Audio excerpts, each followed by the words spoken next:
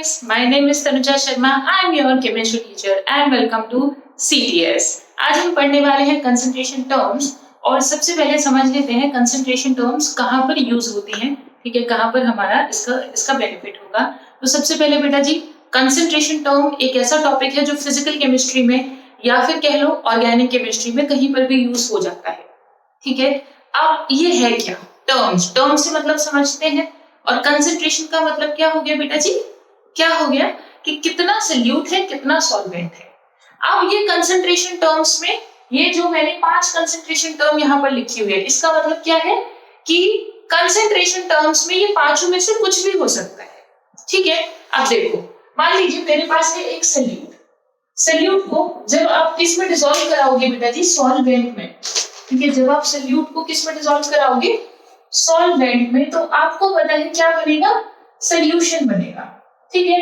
तो अब इस सॉल्यूशन की जो कंसंट्रेशन है उसको आप किसी भी तरीके से लिख सकते हो या किसी भी तरीके से मेजर कर सकते हो। It could be percentage, it could be strength, molarity, mole fraction, mass fraction, parts पर मिलियन, नॉर्मेलिटी, फॉर्मेलिटी, जो आपको सूट करता है आप उसके अकॉर्डिंग कोई भी कंसंट्रेशन टर्म में आप क्या कर सकते हो, उसको मेंशन कर सकते हो। यानी कि कंसंट्रेशन टर्म क्या है, कितना सल्यूट है कितने सॉल्वेंट में, ठीक है। और आई कैन से कितना सल्यूट है कितना सॉल्यूशन में, क्लियर। यही क्या है बेटा जी, आपका कंसंट्रेशन टर्म है। इतनी बात समझ में आती है। कंसंट्रेशन टर्म क्या कर रहा है, सिर्फ रेफर कर रहे हैं कितना सल्यूट कितना सॉल्वेंट, और कितना सल्यूट कितना सॉल्यूशन, ठीक है, ठीक है, कितने में कितना प्रेजेंट है, यही है कंसंट्रेशन टर्म। और कंसंट्रेशन टर्म्स क्या होते हैं, इनमें से आप कुछ भी यूज कर सकते हो इसको बताने के लिए कि भाई तेरा कंसंट्रेशन इतना है। जैसे कि एक एग्जांपल देती हूँ मैं, वैसे यूजुअली आपने किया नहीं होगा बट आगे से करना है, इस लेक्चर को देखने के बाद ये जरूर करना। जब आप ब्राउन ब्रेड या व्हाइट ब्रेड खरीदने जाते हो, ठीक है, तो आप क्या करते हो कि सीधा देखा और आपने खरीद लिया, लेकिन you are a chemistry student, right. तो थोड़ी अपनी नॉलेज का यूज करना और क्या करना, उसके इंग्रेडिएंट्स पढ़ना। जब आप उसके इंग्रेडिएंट्स पढ़ोगे बेटा जी तो आपको पता चलेगा, जैसे ब्रेड का नाम नहीं लेती, हार्वेस्ट, चलो ले लेती हूँ, हार्वेस्ट गोल्ड की जो ब्रेड आती है उसमें ज्यादा जो व्हीट कंटेंट होता है ब्राउन ब्रेड का वो ज्यादा होता है, अराउंड 53%। और अगर बाकी ब्रेड्स की बात करोगे आप तो उसमें 32% होता है, ठीक है। लिखा सब पे ब्राउन ब्रेड है, सब पर ब्राउन ब्रेड लिखा हुआ है, लेकिन व्हीट कंटेंट में क्या है, दोनों में फर्क है।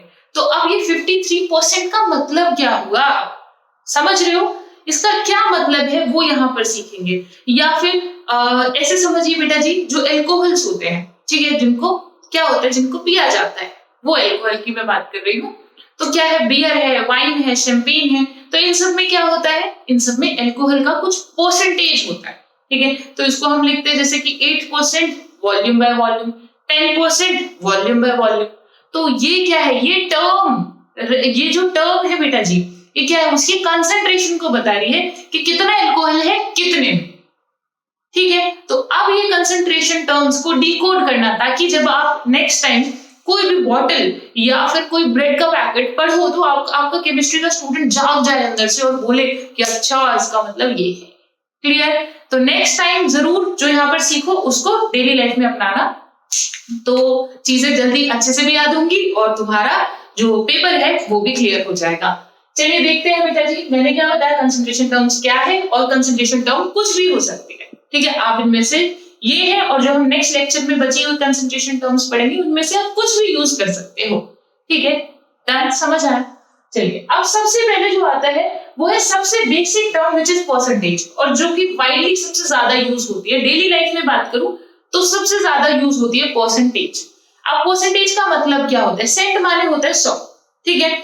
देखिए 100 का कितना हिस्सा है, यानी कि 100 में कितना प्रेजेंट है, वही क्या है, परसेंटेज। अब वो कुछ भी हो सकता है, 100 में कितना प्रेजेंट है, कितना पार्ट है, वही क्या होता है, परसेंटेज। क्लियर, बात समझ में आ रही है। जैसे हम अपनी परसेंटेज निकालते हैं, जैसे स्कूल में होता है कितने मार्क्स आए, तो क्या करते हैं भाई, आपका जैसे सपोज टोटल भी 720 में से बन रहे हैं, 720 नंबर में से मिल रहे हैं आपको, ठीक है, या 400 में से नंबर मिल रहे हैं आपको, तो आप क्या करते हो, total marks divided by 400 multiply 100 क्यों करते हैं, क्योंकि हमें टोटल देखना है कि 100 में से कितने मिले, ठीक है, क्लियर। तो हमने एक जनरल बना दिया है 100, क्लियर। अब देखो परसेंटेज को कहां कहां पर हम यूज कर लेते हैं। वैसे अब हम क्या कर रहे हैं कि सोल्यूशन को कैसे कैसे रेफर कर सकते हैं, कैसे कैसे बता सकते हैं। तो सबसे पहले आता है परसेंटेज। अब बेटा जी जो ये परसेंटेज है it could be percentage by mass भी होता है, ठीक है, परसेंटेज बाय वॉल्यूम भी होता है। ओके, तो मतलब देखिएगा इसका, जैसे सपोज मैंने लिखा 10%, ठीक है, मास बाय मास लिख दिया। मास बाय मास का मतलब होता है वेट बाय वेट, ठीक है, वेट बाय वेट। इसका मतलब समझिए, बहुत ही सिंपल, बहुत ही आसान भाषा में देखिएगा बेटा जी, क्या लिख रहे हैं यहाँ पर 10%। मैंने क्या बताया आपको, परसेंट मैंने क्या होता है 100 का कितना हिस्सा है ये, ठीक है। तो अब हम किसकी बात कर रहे हैं, सोल्यूट और किसकी, सॉल्वेंट की और राइट आंसर सोल्यूशन की, ठीक है, सोल्यूशन बोल सकते हो बेटा जी। तो टोटल जो सोल्यूशन होगा वो कितना होगा, 100 ग्राम होगा, ठीक है, टोटल सोल्यूशन 100 होगा और उसमें सोल्यूट कितना है 10 ग्राम है, यानी कि इसका मतलब हो गया 10 gram solute present in 100 gram of solution. समझ में आया, क्योंकि वेट बाय वेट था तो दोनों का क्या लेंगे, वेट लेंगे। क्लियर, डन, समझ आया बेटा। इस पे कोई अलग सवाल नहीं बनता, इस पे क्या होता है सवाल मिक्स होकर आते हैं। ये लैंग्वेज है जो आपको समझ नहीं आई, केमिस्ट्री की लैंग्वेज है, ठीक है। अब एक एग्जांपल देती हूँ, जैसे लिखा होता है 53%, ठीक है, 53%। मान लीजिए आपका वीट का कंटेंट लिखा हुआ है, वीट, बाकी उसमें क्या होता है बेटा जी, मैदा ही मैदा होती है, ठीक है। ब्राउन ब्रेड ले लो चाहे व्हाइट ब्रेड ले लो, ठीक है, most of the part is भाई मैदा में तो पूरा ही, जो व्हाइट ब्रेड लेते हैं उसमें तो पूरी मैदा होती है, ठीक है। लेकिन अगर ब्राउन ब्रेड लेते तो उसका कुछ परसेंटेज क्या होता है, वीट, ठीक है, कुछ परसेंटेज, जैसे कि 53% है जो हाईएस्ट एक ब्रेड में आता है। अब देखिएगा, तो इसका मतलब क्या है, 50%, 53% वीट का मतलब क्या हो गया बेटा जी, ये होगा, आप देखोगे पीछे लिखा होगा वेट बाय वेट, ठीक है, कभी इंग्रेडिएंट पढ़ोगे ना तो पता चलेगा वेट बाय वेट लिखा होगा। अब इसका मतलब क्या है, इसका मतलब है 53 ग्राम वीट इन 100 ग्राम, जो टोटल 100 ग्राम आपने लिया है, 100 ग्राम ब्रेड ले लीजिए, उसमें से 53 ग्राम क्या होगा, वीट होगा। समझ आ गया, क्लियर हो गया, देखिएगा डन। अब वेट में वेट बाय वेट समझ लो, सॉलिड्स के लिए जनरली यूज करेंगे जहां पर सॉलिड होगा, ठीक है। अब देखिए, अब मान लीजिए मैंने आपसे कहा हम बियर की बात कर लेते हैं या वाइन की बात कर लेते हैं, ठीक है, चलिए वाइन की बात करते हैं। 8% वेट बाय वॉल्यूम, और वेट बाय वॉल्यूम नहीं आएगा, वॉल्यूम बाय वॉल्यूम आएगा, ठीक है, क्योंकि अल्कोहल भी क्या होता है, लिक्विड होता है, ठीक है, और जो उसका जो सॉल्वेंट है वो भी क्या है, लिक्विड, ठीक है। तो टोटल क्या बन रहा है आपका, क्या बन रहा है, लिक्विड सोल्यूशन बन रहा है, राइट। तो आप क्या यूज करोगे, वॉल्यूम बाय वॉल्यूम यूज करोगे। अब वॉल्यूम बाय वॉल्यूम का मतलब क्या है, ठीक है, बाय वॉल्यूम का मतलब देखेंगे, इसका मतलब है, मान लीजिए मैंने लिख दिया 10% वॉल्यूम बाय वॉल्यूम, ठीक है। व्हाट डज दैट मीन, क्या मतलब है बेटा जी इसका, इसका मतलब है 10 ml in 100 ml of solution. 100 लेंगे बेटा जी, कोई बच्चा 1000 ना ले ले कि मैम हर जगह 1000 लेते हैं, 1000 ले लेते हैं, नहीं, 100 का मतलब परसेंटेज, परसेंटेज का मतलब 100, ठीक है, डन। अच्छा आते हैं यहाँ पर, तो इसका मतलब क्या हुआ, 8% वॉल्यूम बाय वॉल्यूम का मतलब क्या हुआ, 8 ml, ठीक है, मान लीजिए अल्कोहल की बात कर रही थी मैं, alcohol 8 ml alcohol in 10 ml, sorry 100 ml of solution, यानी कि पूरे टोटल सोल्यूशन में अगर उसका सोल्यूशन का 100 ml ले लिया जाए, आप ग्लास में अगर 100 ml ले लो तो उसमें सिर्फ 8 ml क्या होता है बेटा जी, 8 ml क्या होता है, अल्कोहल होता है, ठीक है, समझ गए। हर किसी का अलग अलग होता है, जब आप अल्कोहल चैप्टर पढ़ोगे तो उसके अंदर भी आएगा बेटा जी, वाइन, शैंपेन, बियर, सबका कंटेंट अलग अलग होता है, ठीक है, और देसी वाले का तो बिल्कुल ही अलग होता है। ओके, चलिए समझ गए, इतनी बात क्लियर हो गई।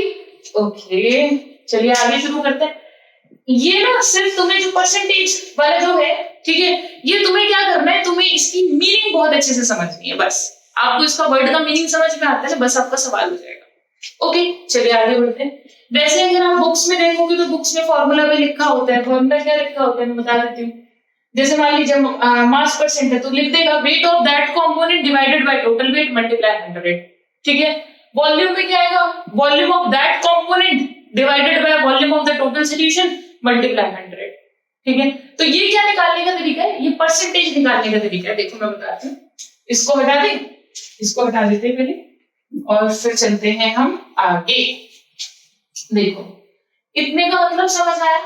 अब मान लीजिए तुम्हें परसेंटेज ही निकालनी है, ठीक है, और वो क्या दे दे तुमको, वो तुमको बाकी सारी चीजें दे दे। जैसे मान लीजिए उसने कहा कि मेरे पास 10 ग्राम सल्यूट है, ठीक है, और वो कितने में 100 ग्राम सोल्यूशन में। तो परसेंटेज बता दो कितनी होगी, ये कितना परसेंट है इसका। तो भाई देख के पता चल रहा है 10% है, तो देख के पता चल रहा है इसमें फॉर्मूले की क्या जरूरत है। बट चलो वी आर केमिस्ट्री स्टूडेंट्स, लिख देते हैं फॉर्मूला, तो साफ पता चल रहा है कि इसका 10% है ना। बट चल कोई बात नहीं, ठीक है। तो परसेंटेज वेट बाय वेट, ठीक है, क्योंकि दोनों ग्राम्स में बेटा जी तो वेट बाय वेट होगा, राइट। अब देखो तो क्या होगा, मास ऑफ दैट कंपोनेंट, उस कंपोनेंट का मास यानी कि 10 divided by total mass, total mass of solution, solution का टोटल मास कितना है इनटू 100।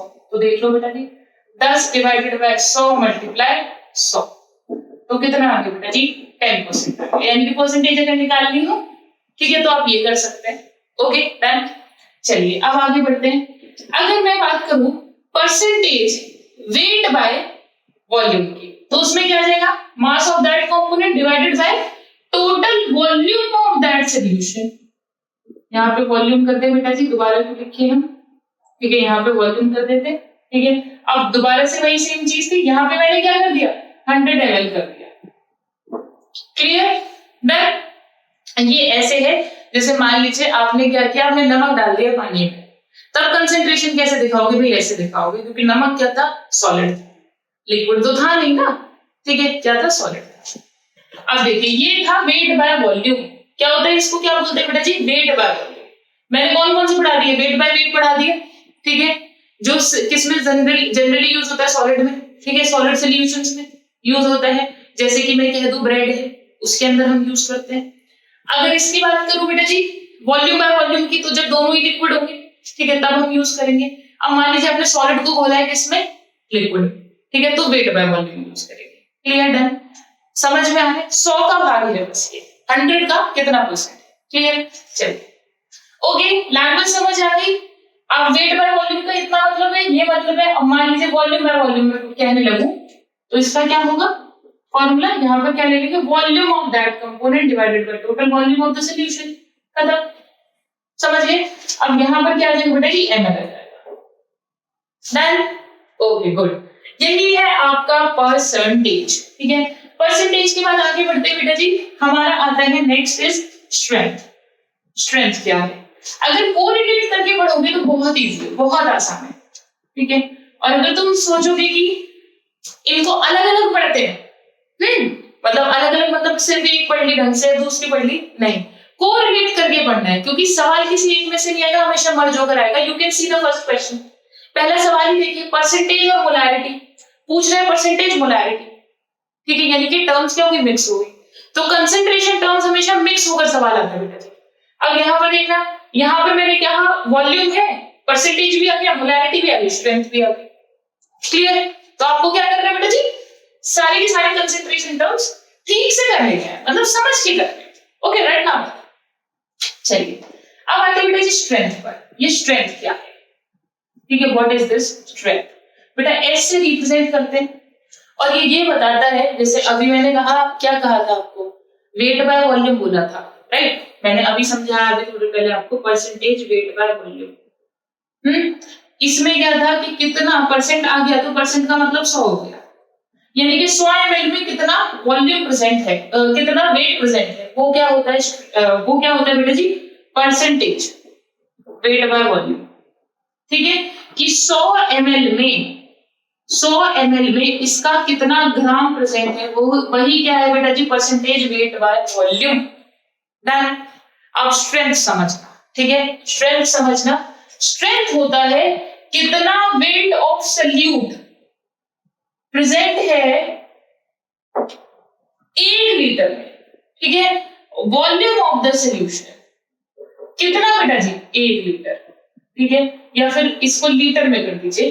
अब बहुत सिंपल सी बात है, ठीक है, देखो डेफिनेशन बनाना सीखो बेटा जी। कोई पूछे आपसे strength of the solution is what, तो अगर आप इसको 1 कर दोगे, अगर सपोज मैंने इसको कहा कि भाई तू 1 है, ठीक है, जब भी हमें क्या करना होता है बेटा जी, डेफिनेशन बनानी होती है, तो हम जो डिनोमिनेटर उसको 1 कर देते हैं, ठीक है, आपने 1 कर दिया, ठीक है, तो अब आप क्या बोलेंगे, strength of the solution is the amount of the solute present in 1 liter of solution। That समझ आया। डेफिनेशन ना, अगर तुम फॉर्मूला थोड़ा बहुत ध्यान में रख लोगे तो डेफिनेशन ऐसे ही बन जाएगी, ठीक है। इसमें और इसमें डिफरेंस समझ में आ गया। ये कह रहे बेटा जी 100 ml में, और वो कह रहा है 1 लीटर में, यानी कि 1000 ml में। भाई ये 100 ml की बात करता है, वो 1000 की बात करता है। क्लियर, डन, चलो ओके आगे बढ़ते हैं।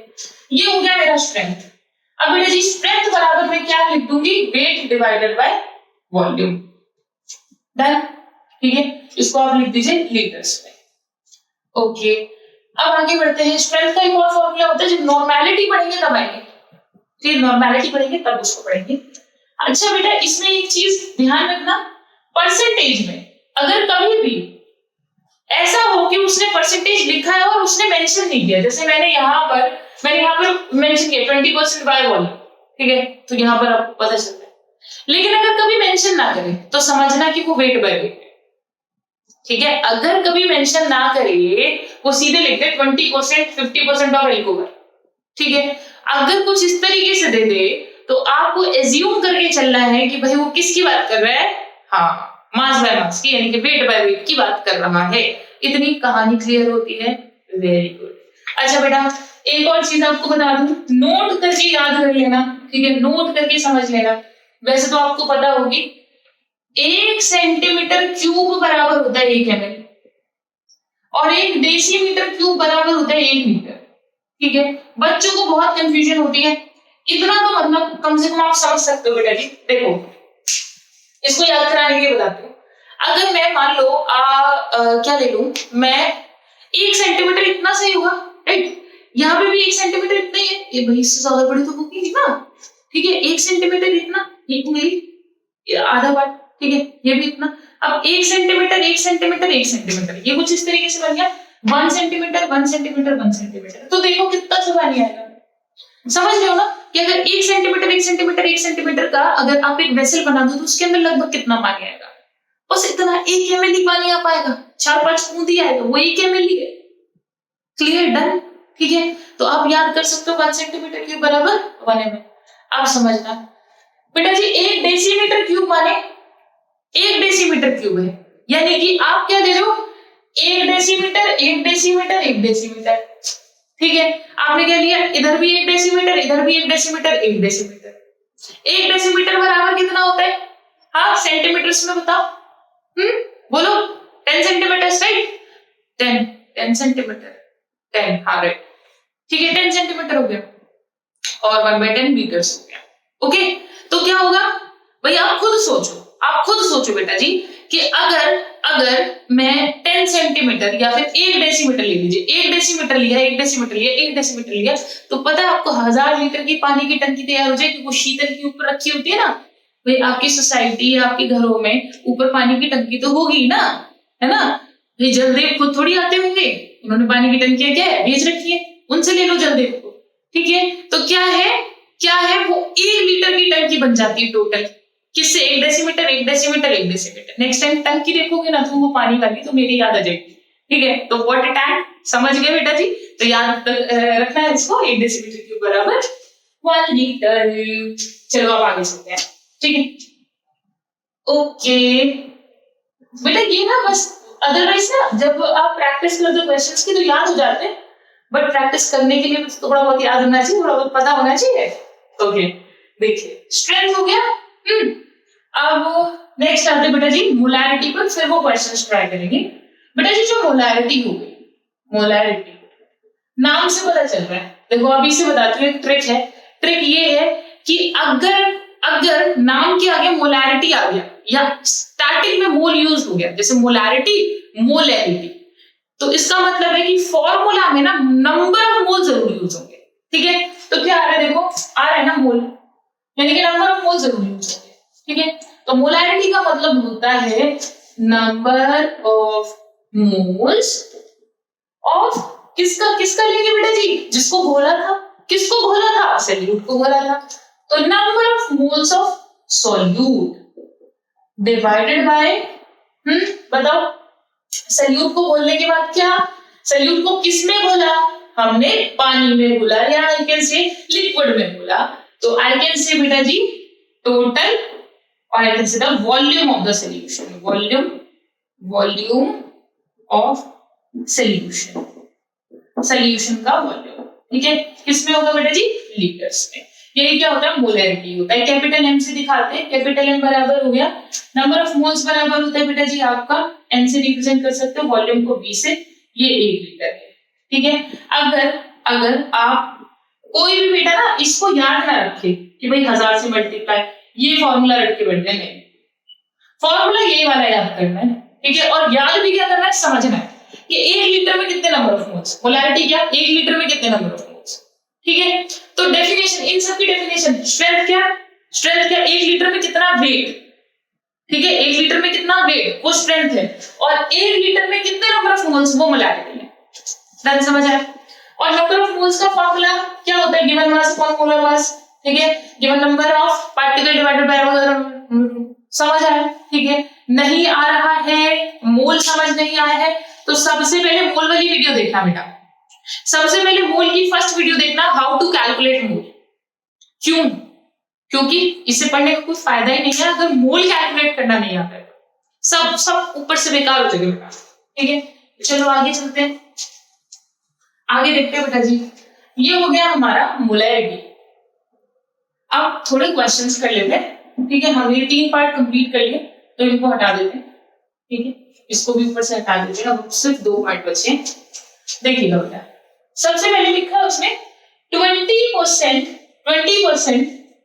Bye volume in your solution. तो देखिए लिखा है सवाल में 20% वॉल्यूम बाय वॉल्यूम। ठीक है, यानी कि इसका मतलब क्या हो गया, 20 ml क्या होगा, NaOH। ठीक है, इन 100 ml ऑफ सॉल्यूशन, राइट। क्या पूछ रहे हैं बेटा जी आपसे, वो पूछ रहा है मोलैरिटी। अब देखो मोलैरिटी बराबर मैंने क्या बताया, number of moles divided by the volume of the solution in litres, right. यही, अब देखो ये तो 100 ml में है, तो या तो आप यहीं से समझ जाओ कि भाई तो 100 ml है, 100 ml में 0.1 लीटर होता है। ठीक है, यही डिवाइड कर दो कि भाई तुझे लीटर में चेंज करके ही लेकर जाएंगे हम, तो कितना होगा 0.1 लीटर हो गया। ठीक है, अदरवाइज आप क्या कर सकते हो, भाई यहां पर ml में रख दो। ठीक है, और क्या कर सकते हो, आप लिख सकते हो यहाँ पर वॉल्यूम है, तुझे ml में रखा और यहाँ पर मैंने 1000 से मल्टीप्लाई कर दी, कुछ भी कर लो। ठीक है, बट आई सजेस्ट जब बेटा प्रैक्टिस हो जाएगी ना, तो कभी ये मत अपनाना, टाइम लगता है बहुत क्वेश्चंस में। जब फिजिकल केमिस्ट्री के कंपटीशन के क्वेश्चंस करोगे तो बहुत टाइम लग जाएगा। ठीक है, तो आपको टू द पॉइंट आना चाहिए, डायरेक्ट आना चाहिए निकालने की, सवाल को देखते देखते मोलैरिटी कैलकुलेट कर रहे हो। ठीक है, वो कैसे आएगा वो ऐसे ही आएगा। ओके, तो ये तो अभी शॉर्ट टर्म के लिए करना कर लो, लॉन्ग टर्म में मत यूज करना है। चलो चलते हैं आगे।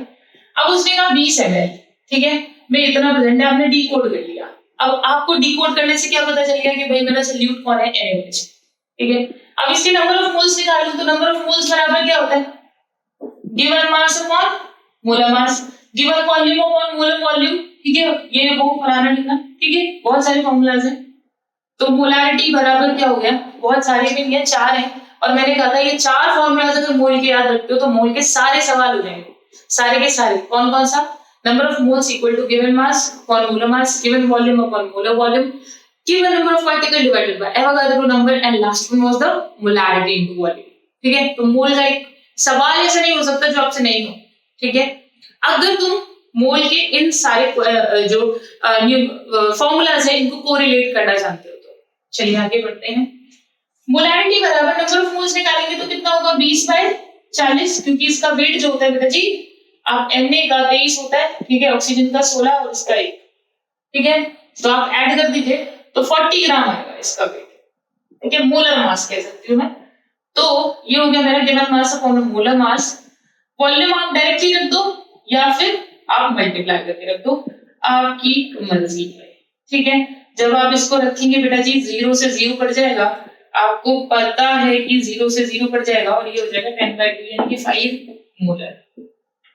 हमेशा पीछे ये यूनिट है बेटा जी इसकी, ऐसे समझिए। आपको पीछे रेफर जरूर करना है, जरूर बताना है कि भाई क्या, जैसे मान लीजिए आपने 5 लिख दिया तो उसको समझ नहीं आएगा ना कि भाई कौन सी कंसंट्रेशन टर्म यूज करी आपने, काई यूज किया है, यानी कि मोल फ्रैक्शन निकाला है, मास फ्रैक्शन निकाला है, उनकी तो डायमेंशन ही नहीं होती है क्या, ठीक है, अभी बात करते हैं उसकी। बट आपने मोलैरिटी निकाला है, मोलैरिटी निकाला है, नॉर्मैलिटी निकाला है, तो आपको क्या करना होता है, हमेशा पीछे बताना होता है कि हमने निकाला क्या है। समझ आया? Okay good. तो फर्स्ट क्वेश्चन हो गया। अच्छा बेटा ये जो सेकंड क्वेश्चन है वो आपका होमवर्क है, ठीक है, HW लिख देते हैं इस पर। ये आपका होमवर्क है, आपको खुद करना है, नहीं होता तो बताना है, हो जाता है तो आंसर बताना है, ओके।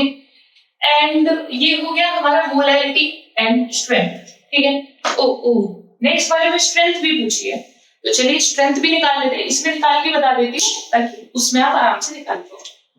अब देखो स्ट्रेंथ बराबर मैंने क्या बताया था, वेट, कितना मास उसका प्रेजेंट है, ठीक है, कितना मास प्रेजेंट है, एक मिनट, इसमें तो स्ट्रेंथ निकाल ही नहीं सकते ना, इसमें नहीं निकाल सकते बेटा जी। मान लीजिए सवाल में ना इसमें स्ट्रेंथ डाल दीजिए आप, ठीक है, और एक क्वेश्चन है जिसमें मैंने दिया है, मान लीजिए क्वेश्चन है 20% वेट बाय वॉल्यूम, ठीक है, ये है, इसका स्ट्रेंथ बताना है, स्ट्रेंथ बताइए, ठीक है, ये क्वेश्चन है।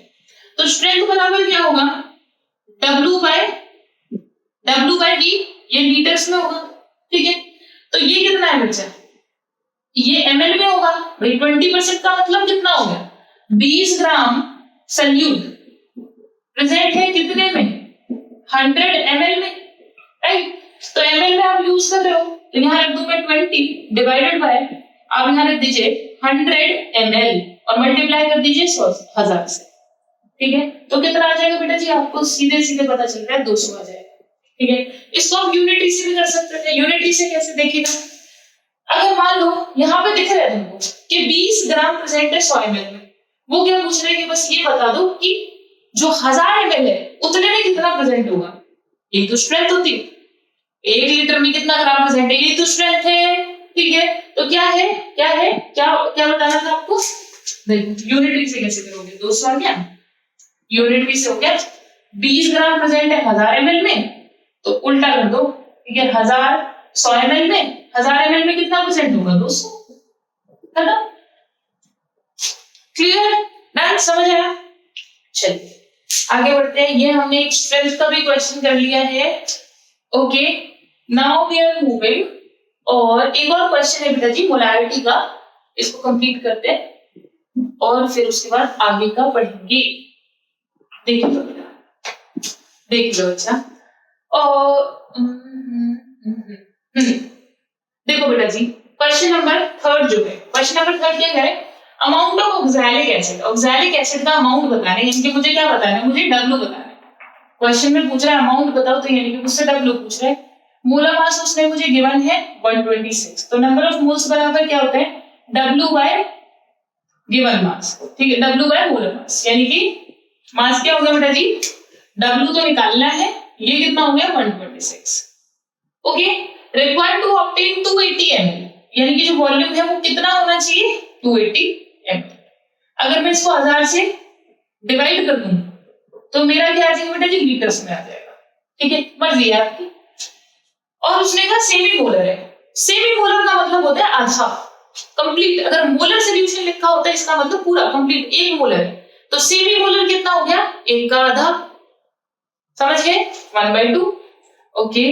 तो यानी कि मोलैरिटी बराबर हो गया number of moles divided by volume of the solution, ये कितना गिवन है, आधा, नंबर ऑफ मोल्स कितने बेटा जी, W बाय 126 और वॉल्यूम कितना होगा 280 ml है, तो यहाँ पर रख दीजिए, ये हो गया आपका 280 और यहाँ हो गया बेटा जी 1000 से मल्टीप्लाई, ठीक है डन।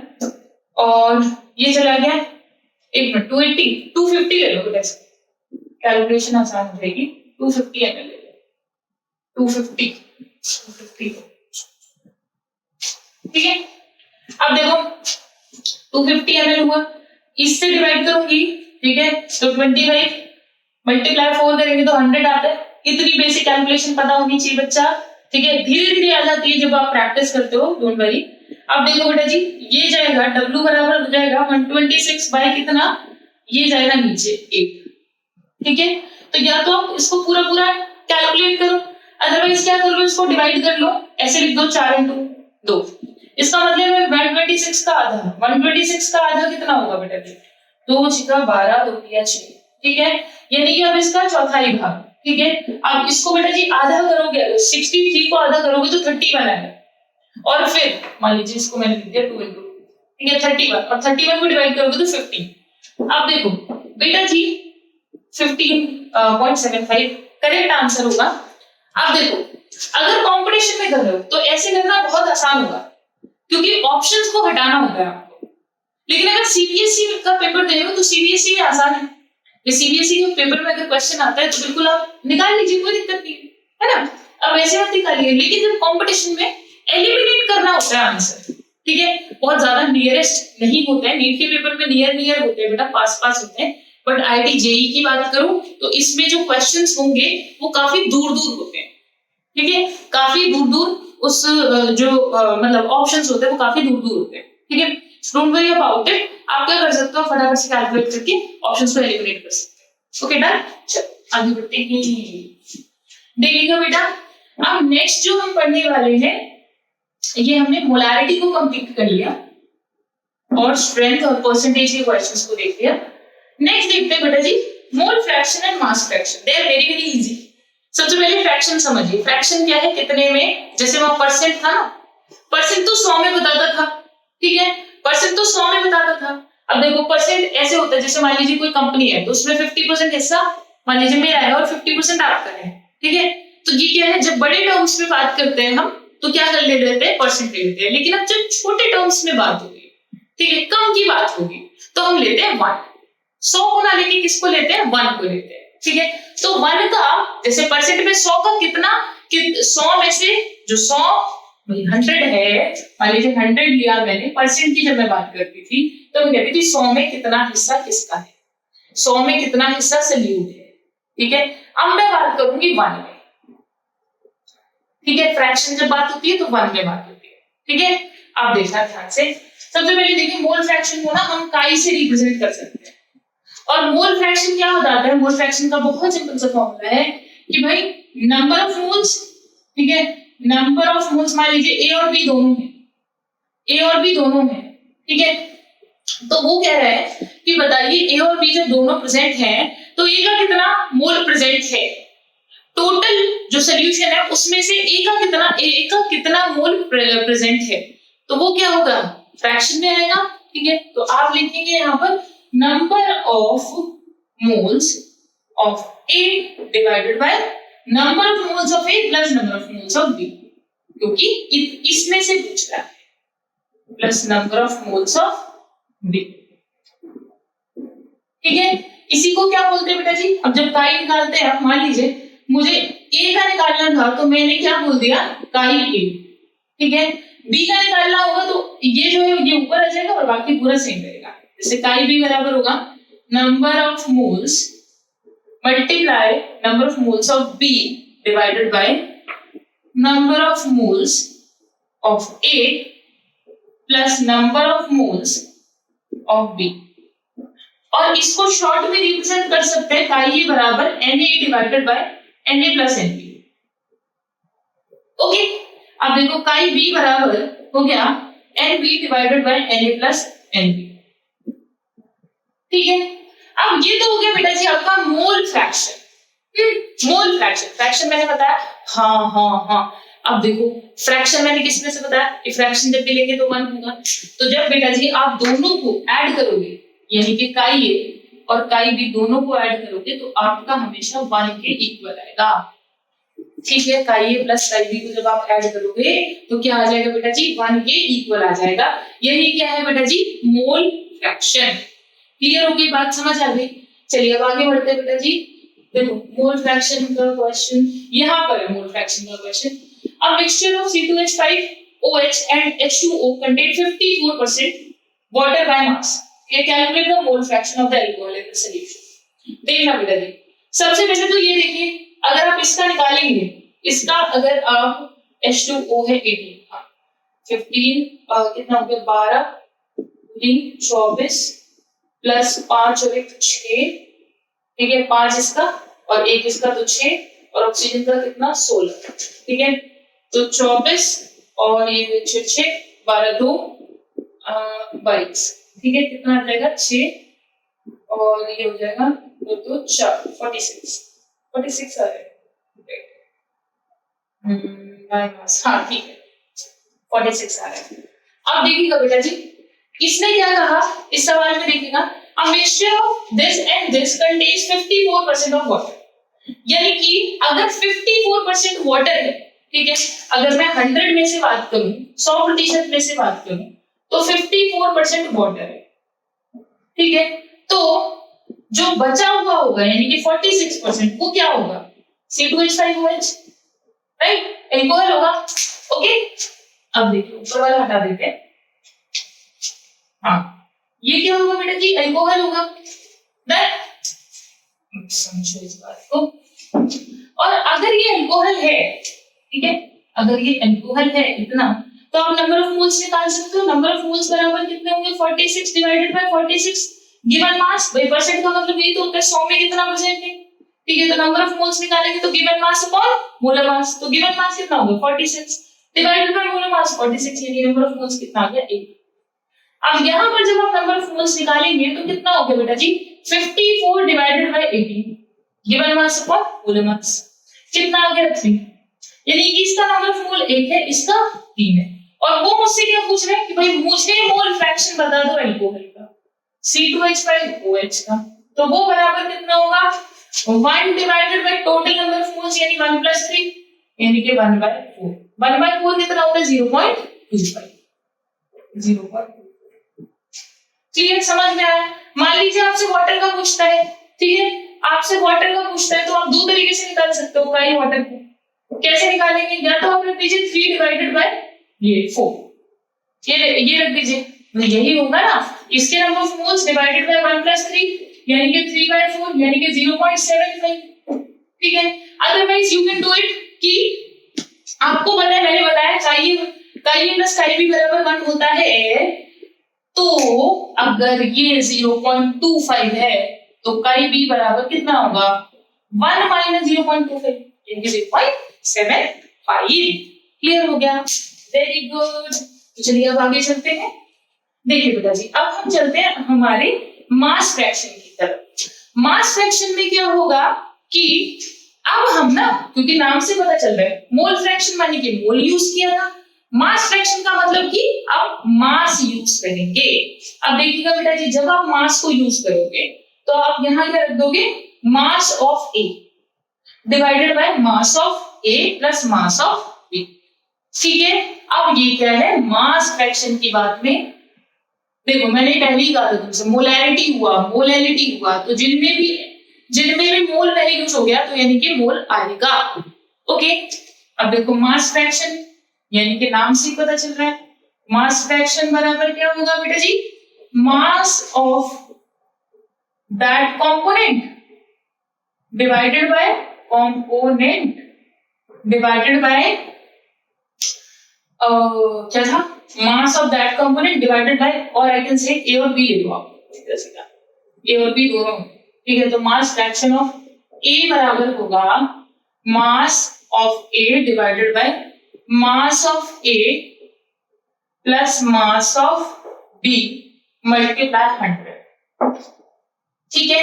तो चलिए अब एक क्वेश्चन कर लेते हैं हम मास फ्रैक्शन का, ठीक है। A solution is prepared by adding 2 gram of substance A, यानी कि A जो है वो कितना है 2 ग्राम, किस में डाला है बेटा जी? 18 ग्राम पानी में डालेंगे, यानी कि B बराबर क्या है? 18 ग्राम पानी वाटर है। Calculate the mass percent and mass fraction. Mass fraction मैं निकालना बता देती हूँ बेटा जी, मास परसेंट, मास परसेंट और मास फ्रैक्शन, ठीक है। देखिए पहले मास फ्रैक्शन निकालते हैं। हाँ यहाँ पर 100 है, ये मास फ्रैक्शन का फॉर्मूला है, तो देखिएगा मास फ्रैक्शन बराबर कितना हो जाएगा? मास कितना है इसका? 2 divided by mass of 2 plus 18 multiply कितना हो गया बेटा जी? 100, ठीक है। एक मिनट 2 डिवाइडेड बाय 20, बेटा 100 नहीं यूज करेंगे, जो फ्रैक्शन यूज कर रहे हैं, फ्रैक्शन में 1 से कम है, ठीक है। 100 कभी यूज नहीं करेंगे जब फ्रैक्शन आ जाएगा। फ्रैक्शन किस में से होता है? 1 में से यूज होता है। जब परसेंट होगा तो 100 से मल्टीप्लाई होगा, क्लियर। अब देखो तो ये कितना आ गया बेटा जी? 0.01, ये आएगा 20, तो ये हो जाएगा 1/10 यानी कि 0.1, ठीक है। अब देखिए बेटा जी, अब आपको निकालना है मास परसेंट, तो या तो आप क्या करिए कि मास फ्रैक्शन में 100 का मल्टीप्लाई कर दीजिए, you will get your answer, mass percentage आ जाएगा, क्योंकि आपको पता है फ्रैक्शन 1 में होता है और परसेंट 100 में होता है, तो फ्रैक्शन में 100 से मल्टीप्लाई कर दो, आपका क्या आ जाएगा? परसेंट आ जाएगा। मान लो यहाँ पे मैं परसेंट पूछने लगती है आपसे, तो फ्रैक्शन है आपके पास 0.25, आपके करो 100 से मल्टीप्लाई कर दो, यानी कि 25% क्या हो गया? एल्कोहल हो गया। इसमें आप 100 से मल्टीप्लाई कर दो, यानी कि 75% क्या हो गया बेटा जी? पानी हो गया, ठीक है। तो ये क्या निकल गया था? ये क्या निकल गया था? मोल फ्रैक्शन निकल गया। Clear, done. भाई अगर आप 100 से मल्टीप्लाई कर दोगे तो क्या आ जाएगा? क्या आ जाएगा? परसेंट आ जाएगा कि कितना परसेंट प्रेजेंट है, ठीक है। अब यहाँ पर देखना बेटा जी, सेम चीज, मुझे क्या निकालना है? मास परसेंट। वहां पे मोल परसेंट आता, अगर आप 100 से मल्टीप्लाई करते तो मोल परसेंट आता, समझ रहे हो इस बात को। और अगर मास फ्रैक्शन में मल्टीप्लाई करोगे तो मास परसेंट आएगा, मोल फ्रैक्शन में मल्टीप्लाई करोगे तो मोल परसेंट आएगा। मैं ये नीचे वाले को हटा देती हूँ, ठीक है, यहां लिख देती हूँ बेटा जी। देखिएगा अगर कोई भी कंफ्यूजन है तो ध्यान से सुनो। मैंने कहा कि अगर मास फ्रैक्शन में 100 से मल्टीप्लाई करोगे तो मास परसेंट आएगा, ठीक है। और अगर मोल फ्रैक्शन में 100 से मल्टीप्लाई करोगे तो मोल परसेंट आएगा, ठीक है। तो इन चीजों में कंफ्यूज नहीं होना बच्चा, ठीक है। बड़ी इजी सी छोटी सी टर्म्स है, ठीक है। मतलब ऐसे समझो बड़ी लॉजिकल सी टर्म्स है ना। बस नाम से पता चल रहा है, जैसे किसी का नाम मान लो सूर्य प्रताप है, तो नाम से पता चल रहा है कि भाई सूर्य मतलब सूर्य, ठीक है, ठीक है, सूरज, सन। तो ऐसे क्या है, सूर्य प्रताप का जैसे आप मतलब निकाल सकते हो, ऐसे आप इनका भी मतलब निकाल सकते हो, बस पढ़कर, ठीक है। बस थोड़ा सा मैथ्स समझ, ठीक है, एंड लॉजिकल रीजनिंग टू। अच्छा अब आगे बढ़ते हैं। तो मास परसेंट में क्या किया बेटा, मैंने 0.1 था, मैंने क्या किया 100 से मल्टीप्लाई किया तो 10% आ गया। और आप क्या कर सकते हो, आपको नहीं मंजूर हो रहा है ये, तो आप क्या करिए, मास क्या निकालना है, मास परसेंट निकालना है आपको, तो यहाँ पर 100 से मल्टीप्लाई कर दो, यानी कि अब क्या हो जाएगा, अब हो जाएगा परसेंट यानी कि मल्टीप्लाई 100, यानी कि कितना आ गया बेटा जी 100, कितना आ गया बेटा जी 10 हो जाएगा। क्लियर हो गई बात, ठीक है बेटा जी। जो भी ये टॉपिक्स होते हैं ना, मतलब साथ साथ लिखते रहा करो, अदरवाइज देखो इतना कंसाइज और इतने बेहतर तरीके से मैं कह सकती हूँ कि आपको एक जगह कहीं नहीं मिलेंगे, ठीक है। बहुत सारी बुक्स का कंक्लूजन है, तो इनको अपने नोट्स में आराम से बनाते रहिए, लिखते रहिए, और कुछ नहीं समझ में आता है तो पूछते रहिए, ठीक है। कमेंट सेक्शन में आप कमेंट करके पूछ सकते हो, और अगर आपको कंटेंट अच्छा लगता है तो बेटा अपने दोस्तों के साथ शेयर जरूर करना। और अब मैं मिलूंगी आपसे अगले लेक्चर में, तब तक के लिए पढ़ते रहिए, आगे बढ़ते रहिए और बहुत बहुत ज्यादा खुश रहिए। बाय।